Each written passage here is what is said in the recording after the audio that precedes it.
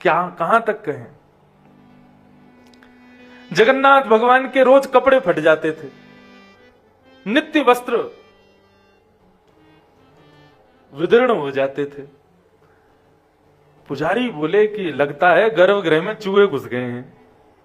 क्यों? बोले जगन्नाथ जी के ऊपर चढ़ के उनके कपड़ों को फाड़ देते। लेकिन एक दिन पुजारी ने गौर से देखा तो ठाकुर जी के वस्त्रों के संग संग उनके श्री अंग पर भी कुछ छिले हुए निशान थे। जब आंखों के पास देखा, भुजाओं पर देखा, छिले हुए उन निशानों को जब देखा, पुजारी ने हाथ जोड़ के निवेदन किया, हे जगन्नाथ, ये पीड़ा आपको कौन देता है? आपके वस्त्रों को विदीर्ण कौन करता है? आपके अंग पर ये जो मैं कुछ घाव देख रहा हूं, ये कैसे प्राप्त हुए हैं? किसने किया ये दुष्कृत्य? महाप्रभु मुस्कुराने लगे और पुजारी से कहने लगे, अरे अर्चक, तुम्हें पता है मुझे अत्यंत प्रिय क्या है? मेरे जयदेव के द्वारा कृत्य गीत गोविंद। और उस गीत गोविंद का कोई पाठ करता है, भक्तमाल जी में स्पष्ट लिखा है, ता सुनवे राधा रमण अवस पधारे। श्री नाभाजी महाराज कहते हैं, जब कोई गीत गोविंद का पाठ करता है, गीत गोविंद का गान करता है, तो उसको सुनने के लिए, उसके श्रवण के लिए राधा रमण जी अवश्य पधारते हैं। निश्चित वहां पर उनका आगमन होता है। जगन्नाथ महाप्रभु कहने लगे, एक माली है, उसकी छोटी सी बेटी ने गीत गोविंद याद कर लिया है। तो बोले वो जब कभी भी अपने बगीचे में जाती है कुछ पुष्प तोड़ने के लिए और कुछ फल निकालने के लिए, तब गीत गोविंद का गान करती है। और मुझे बिना संदेह, बिना किसी रुकावट के, बिना संकोच किए मुझे वहां जाना पड़ता है। मुझे इतना प्रिय है गीत गोविंद। एक तो गीत गोविंद इतना मधुर, और उसको भी कोई स्वर में गावे, तो मैं कैसे रोकूं स्वयं को? इसलिए वो जब गाती है तो उसको सुनने के लिए मैं उसके बगीचे में चला जाता हूं। और बगीचे में जब मैं भीतर घुसता चला जाता हूं तो वो तो कांटों से बच जाती है, लेकिन गीत गोविंद में इतना मंत्रमुग्ध हो जाता हूं कि बगीचे में लगे हुए पुष्पों के कांटों से मेरे वस्त्र विदीर्ण हो जाते, मेरे अंग पर घाव हो जाते। इतना प्रेम ठाकुर जी को। केवल गीत गोविंद से है मेरा भाव, ये नहीं है, भक्त के प्रेम उद्गार से है ठाकुर जी को प्रेम। क्यों? श्रीमद् भागवत में गोपी गीत को ही प्राण बताया गया भागवत का। गोपियों ने अपने प्रेमा भाव को ही तो प्रकट किया वहां पर।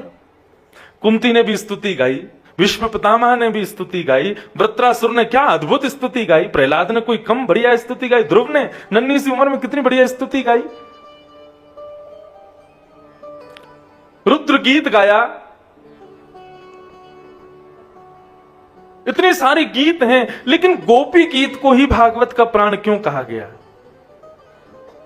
क्योंकि वहां पर समस्त गोपांगनाओं ने अपने प्रेमा भाव को प्रकट किया ठाकुर जी के सन्मुख।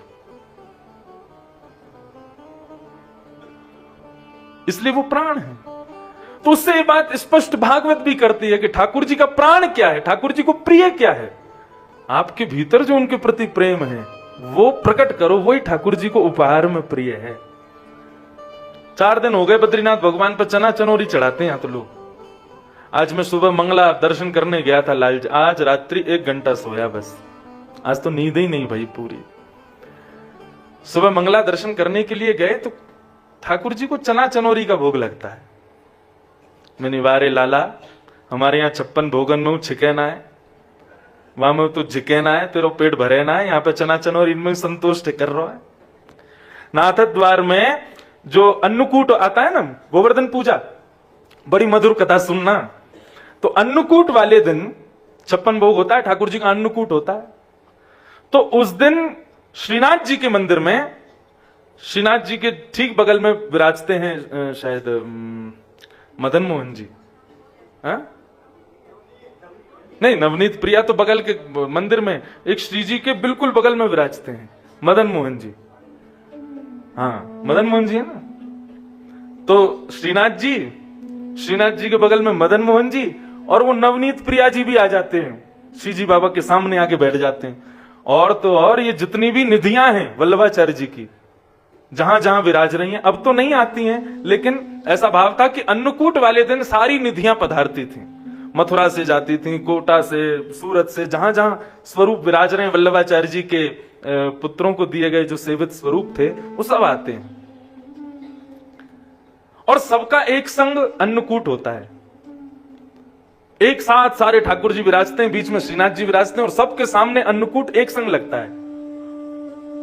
मतलब एक प्रकार से आज की थोड़ी सी साधारण भाषा में कह दूं तो ठाकुर जी की दावत होती है।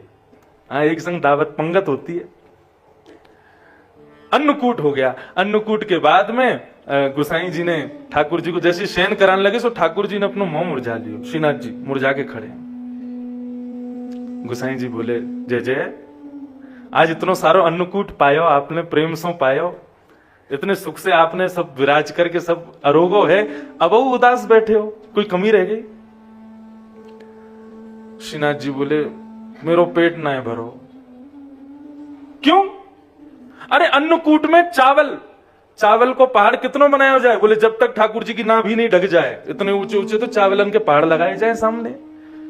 56 भोगन में ठाकुर जी ढक जाए, इतनो 56 भोग अन्नकूट रखो जाए सामने, तब आपको पेट नहीं भरो।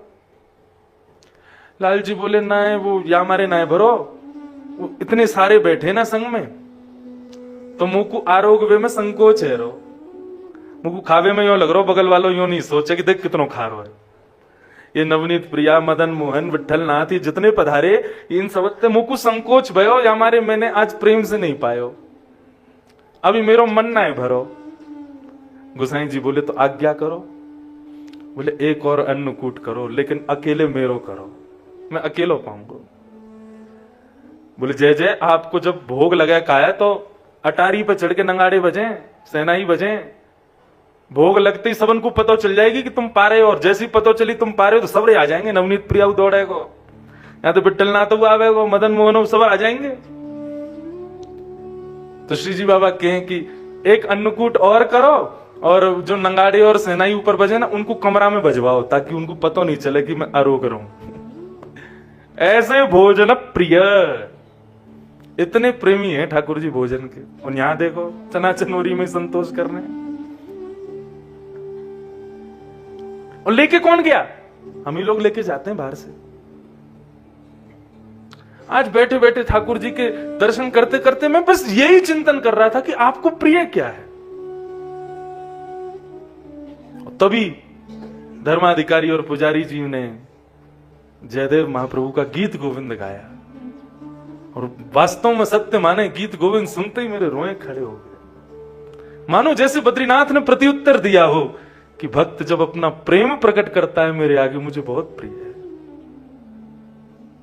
जयदेव महाप्रभु ने कहा उड़ीसा में, कहा बंगाल में गीत गोविंद की रचना, यहाँ उत्तर भारत के जगन ये बद्रीनाथ भगवान की गीत गोविंद को सुनते हैं, उसी को सुन के सोते हैं, उसी से उत्थापन होता है।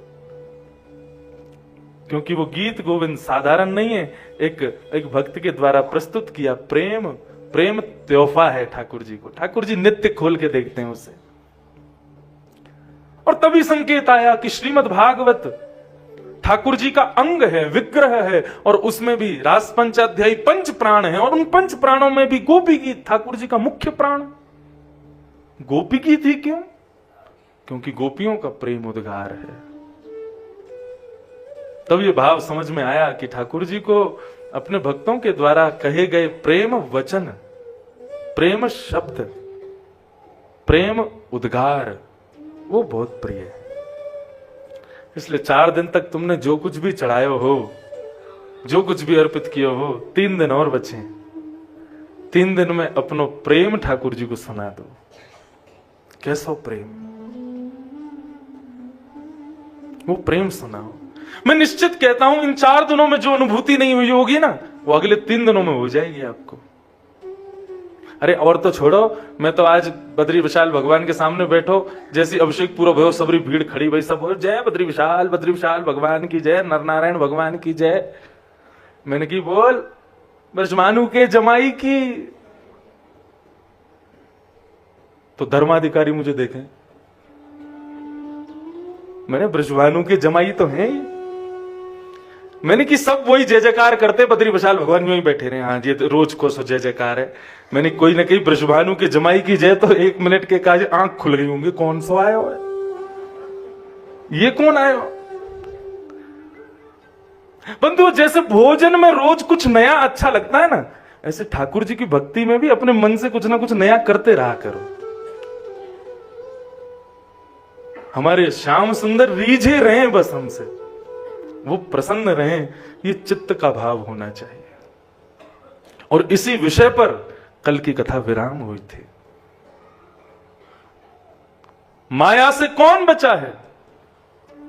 केष्टम दत्तम तपोजप्तम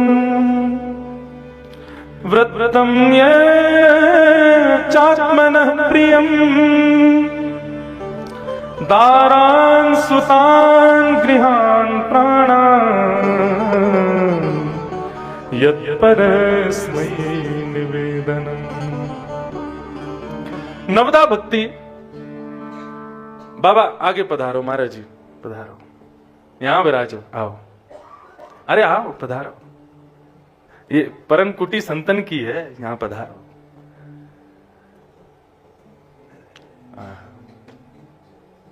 बलभद्र विशाल भगवान की जय जय। हमारे परम स्नेही एवं जिनकी खूब कृपा हम ब्रजवासियों को प्राप्त होती है, इस बालक को भी खूब प्राप्त होती है, ऐसे हमारे बाबा जिनको हम बद्रीनाथ वाले बाबा कह के पुकारें, ऐसे श्री बाल योगी जी बाबा, बाहर चित्र भी लगा है उनका, उनके प्रतिनिधि स्वरूप महाराज जी पधारे हैं। बहुत बहुत स्वागत। जय लाओ। श्रीमन्नारायण नारायण नारायण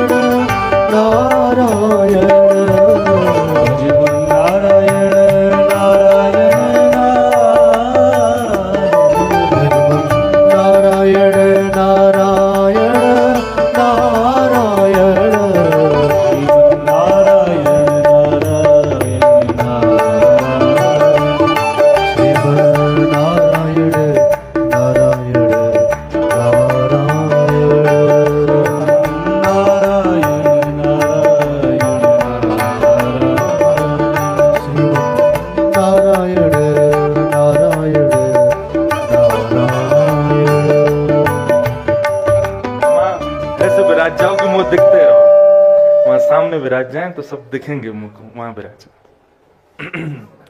बोलो बद्री विशाल, ना ऊपर ही विराजो, बद्री विशाल भगवान की जय। जैसी इच्छा, जहां इच्छा, यहीं विराजो।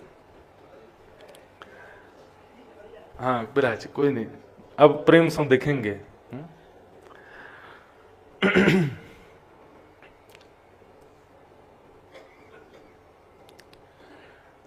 नवदा भक्ति में जो 9वीं भक्ति है आत्मनिवेदनम। आत्मनिवेदन का भाव क्या है? पूर्ण समर्पण,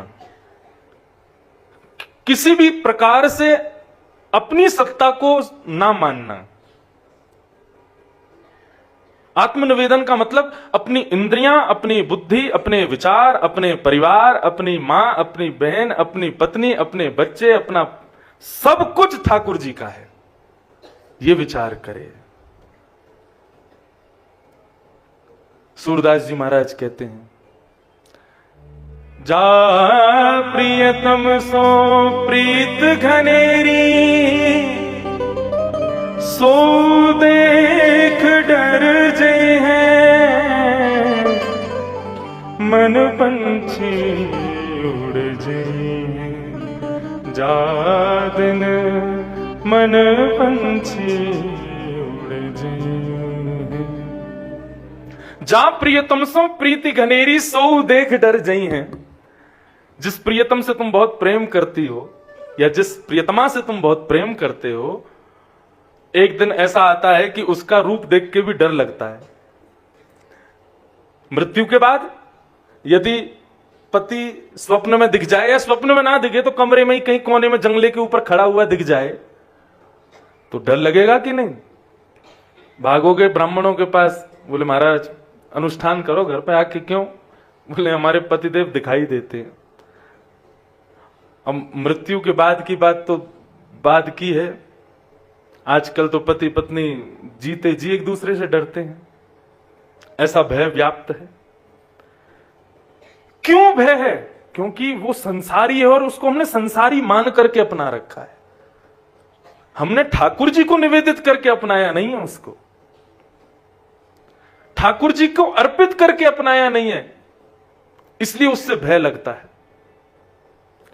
प्रसाद ठाकुर जी के चरणों में चढ़ा है, चरणामृत ठाकुर जी का, हम ये विचार कभी नहीं करते कि ना जाने कैसा जल होगा, कैसा दूध होगा। चरणामृत आया तुरंत पान करते हैं। प्रसाद हाथ में पुजारी जी ने दिया, कैसा दिया, कब का दिया, कहां से दिया, कोई विचार नहीं करते, तुरंत लेते हैं और उससे कोई हानि भी नहीं होती। क्यों? ठाकुर जी के चरणों में निवेदित है। कहने का अभिप्राय, माया से यदि बचना चाहते हो तो अपने व्यवहार जगत की हर वस्तु को भी पहले प्रसाद बनाओ। क्यों? बोले बिना प्रसाद की वस्तु यदि उसको स्वीकार करोगे तो तुम्हारा कल्याण नहीं करेगी, लेकिन प्रसाद बना करके स्वीकार करोगे तो प्रसाद सदा कल्याण ही करता है। समझ में आ रही है बात? पुत्र, पुत्री, पति, पत्नी, माता, पिता आदि ये जितने भी हमारे संबंध हैं, इनसे हमें कल को कष्ट क्यों मिलता है, दुख क्यों मिलता है? क्योंकि हमने ठाकुर जी के चरणों में निवेदित करके स्वीकार नहीं किया। हमने पुत्र की इच्छा तो की बद्रीनाथ भगवान से, लेकिन ऐसी इच्छा नहीं की कि हे नाथ अपना भक्त जैसा पुत्र देना, अपने चरणों का निवेदित पुत्र देना। हमने व्यापार धन की खूब इच्छा तो की बद्रीनाथ से, लेकिन उस व्यापार धन से हे बद्रीनाथ आपकी शरण छूटे ना, ऐसा निवेदन नहीं किया हमने बद्रीनाथ से। इसलिए व्यापार तो बहुत मिलता है, धन तो बहुत प्राप्त होता है, लेकिन प्रसाद नहीं बना, इसलिए उससे सुख नहीं। शरीरम स्वरूपम तथा वा कलत्वम रथश्चारुचिरम धनम मेरुतुल्यम